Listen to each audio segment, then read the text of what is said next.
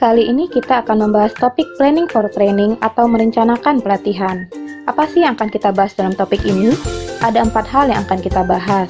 Yang pertama, apa saja yang perlu diperhatikan dalam merancang atau membuat sebuah pelatihan? Yang kedua, bagaimana cara memilih subjek pelatihan itu sendiri? Yang ketiga, bagaimana merancang modul pelatihan? Serta yang terakhir, melakukan uji coba terhadap modul pelatihan yang sudah kita buat tadi. Berhasil atau tidak berhasilnya sebuah pelatihan sebenarnya tergantung bagaimana kita mempersiapkan atau merancang pelatihan itu sendiri. Ada beberapa hal yang bisa kita jadikan pertimbangan dalam merencanakan sebuah pelatihan, yaitu 1. Kebutuhan subjek pelatihan kita seperti apa. Yang kedua, tujuan dari pelatihan itu. Apa capaian yang kita harapkan setelah subjek mengikuti pelatihan yang kita buat. Dan yang ketiga, bentuk pelatihan itu sendiri seperti apa. Di sini maksudnya, bagaimana konten pelatihan tersebut kita buat sehingga tujuan dari pelatihan tadi dapat tercapai. Lebih spesifiknya, ada beberapa langkah yang dapat kita lakukan dalam merancang atau merencanakan sebuah pelatihan. Langkah-langkah itu berupa pertanyaan yang jawabannya akan membantu kita dalam mengarahkan bentuk pelatihan yang akan kita buat, yaitu 1. Apa sih masalah yang terjadi? Apa masalah yang ada di lapangan? Dari pertanyaan itu, kita sebenarnya sedang mencari tahu topik pelatihan yang akan kita buat. Yang kedua, siapa peserta dalam pelatihan ini? Pertanyaan ini akan mengarah kepada pemilihan subjek atau peserta pelatihan. Yang ketiga, apa yang peserta mampu lakukan setelah mengikuti pelatihan kita ini? Hal ini akan mengarahkan kita dalam membuat tujuan pelatihan. Yang keempat, apa hal yang akan kita ajarkan? Dari hal ini, kita sedang menentukan konten dari pelatihan kita itu sendiri. Yang kelima, seperti apa metode pelatihan yang akan diberikan? Hal ini untuk mengetahui metode apa yang akan digunakan dalam menyampaikan atau memberikan konten pelatihan yang sudah kita rencanakan tadi. Yang keenam, apa saja peralatan yang dibutuhkan dalam pelatihan ini? Pertanyaan ini akan membantu kita untuk mempersiapkan peralatan yang dibutuhkan selama pelatihan berlangsung. Yang ketujuh, kapan dan di mana pelatihan akan dilakukan. Hal ini untuk menentukan waktu dan lokasi pelatihan. Yang kedelapan, bagaimana pelatihan ini akan dievaluasi. Pelatihan yang baik tentunya yang dapat menambah atau meningkatkan baik pengetahuan ataupun keterampilan dari peserta pelatihan. Hal itu bisa kita ketahui dari evaluasi terkait pelatihan yang kita buat. Seperti apa metode evaluasi yang akan kita lakukan untuk memastikan pelatihan berjalan efektif, tujuan dari pelatihan tercapai, atau hal-hal lain yang dirasakan penting untuk perbaikan pelatihan ke depannya. Yang kesembilan, siapa yang akan menjadi trainer pelatihan ini? Dari tujuan pelatihan tadi, konten pelatihan dan metode pelatihan yang sudah kita rancang tadi, kita tentukan siapa yang cocok atau memiliki kompetensi untuk menjadi trainer pelatihan ini. Hal ini penting karena jangan sampai tujuan pelatihan menjadi tidak tercapai karena trainernya tidak atau kurang kompeten. Dan yang terakhir adalah dari mana saja sumber dana pelatihan tersebut didapatkan dan peruntukannya untuk apa saja. Identifikasi masalah.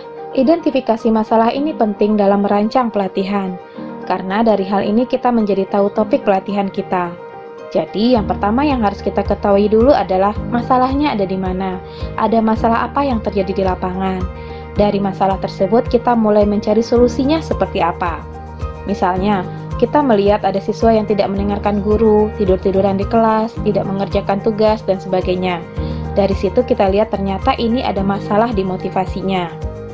Sehingga akhirnya kita memutuskan bahwa dengan pelatihan motivasi bisa menyelesaikan masalah siswa tersebut. Maka di sini kita masuk ke topik pelatihannya, yaitu terkait motivasi. Nah, pertanyaan berikutnya yang harus kita jawab juga adalah, bisakah dengan pelatihan ini mengatasi masalah tadi? Ketika kita yakin bahwa pelatihan itu bisa mengatasi masalah tersebut, kita juga harus menetapkan tujuan pelatihan itu apa. Apa yang ingin kita capai dengan adanya pelatihan itu? Penetapan tujuan ini akan mengarahkan kita akan alur pelatihan kita. Setelah kita mengetahui permasalahannya apa, kita sudah menemukan topik pelatihan kita, berikutnya adalah menentukan peserta pelatihan. Hal-hal yang bisa kita pertimbangkan dalam menentukan peserta pelatihan adalah 1. Jumlah peserta pelatihan.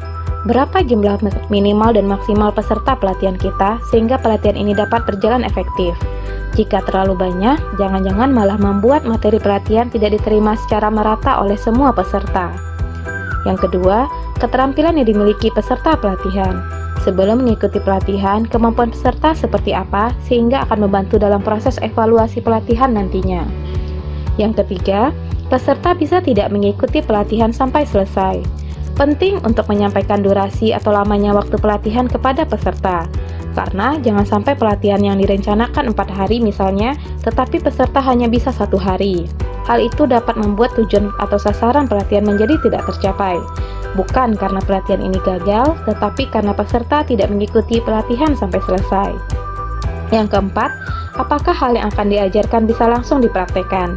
Jangan sampai ternyata peserta tidak bisa mempraktekkan hal yang didapatkan dari pelatihan di luar setting pelatihan itu sendiri. Berikutnya adalah merancang modul pelatihan.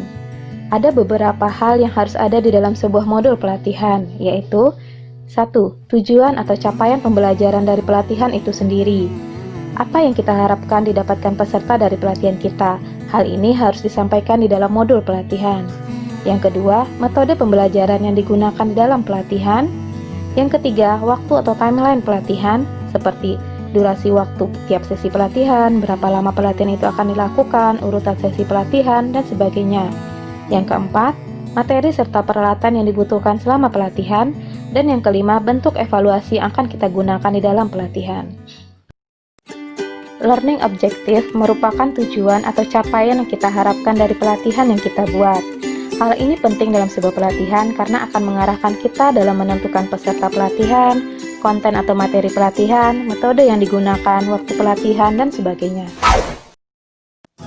Learning objective sendiri dapat dibagi menjadi 2, yaitu 1. General objective. General objective mengacu kepada tujuan umum pelatihan, apa hasil yang hendak dicapai di dalam pelatihan ini secara umum. Yang kedua, specific objective. Specific objective yaitu tujuan khusus, merupakan sasaran atau tujuan dari setiap sesi pelatihan yang kita buat. Hal apa yang bisa dilakukan atau diketahui peserta pelatihan setelah mengikuti setiap sesi pelatihan yang kita buat. Jadi, specific objective ini akan membantu untuk tercapainya general objective tadi. Metode pelatihan. Dalam menetapkan metode pelatihan, hal yang perlu diperhatikan adalah 1. Kesesuaian metode dengan tujuan pelatihan. 2. Kemampuan trainer dalam melakukan metode tersebut. 3. Ketersediaan sumber daya untuk bisa melakukan metode tersebut. 4. Apakah metode tersebut bisa digunakan sesuai karakteristik peserta pelatihan. 5. Apakah metode tersebut menarik minat dan perhatian peserta selama mengikuti pelatihan. Berikutnya adalah training materials atau peralatan yang dibutuhkan di dalam pelatihan. Peralatan ini diperlukan untuk memastikan materi pelatihan tersampaikan dengan baik kepada para peserta pelatihan. Keberagaman peralatan yang digunakan dalam pelatihan dapat membantu menjaga fokus dan minat peserta pelatihan. Training materials ini sendiri beraneka ragam, bisa meliputi lembar kerja, audiovisual, video, computer-based materials, project, dan sebagainya. Uji coba modul pelatihan. Setelah modul pelatihan dibuat, langkah berikutnya adalah uji coba modul pelatihan. Jadi, sebelum pelatihan dilakukan kepada peserta pelatihan, maka modul tersebut harus diuji cobakan terlebih dahulu. Hal ini untuk mengetahui apakah hal yang kita rencanakan itu benar-benar bisa terlaksana di lapangan. Jadi, untuk mengetahui apakah tujuan, alokasi waktu, peralatan pelatihan, atau bahkan evaluasi yang akan digunakan bisa dilakukan atau tidak. Selama uji coba ini, catat hal-hal yang perlu diperbaiki dari modul yang sudah kita buat tadi. Perbaiki modul sesuai masukan yang didapatkan saat uji coba tersebut. Setelah itu, modul dapat digunakan di dalam setting pelatihan yang sebenarnya.